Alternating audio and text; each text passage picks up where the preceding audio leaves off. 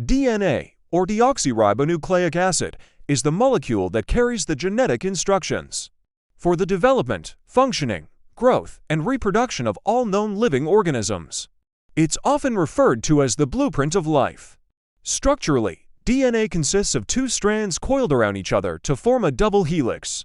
These strands are made up of units called nucleotides, each comprising a phosphate group, a sugar molecule, and one of four nitrogenous bases: adenine, thymine T, cytosine C, and guanine G. The sequence of these bases encodes genetic information. DNA replication is a vital process where a cell duplicates its DNA before it divides.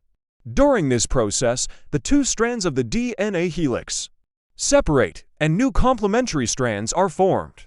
This ensures that each new cell receives an exact copy of the DNA.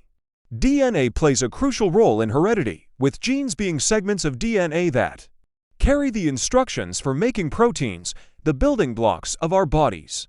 Over the years, advancements in DNA research have led to breakthroughs in medicine, forensic science, and understanding our ancestry.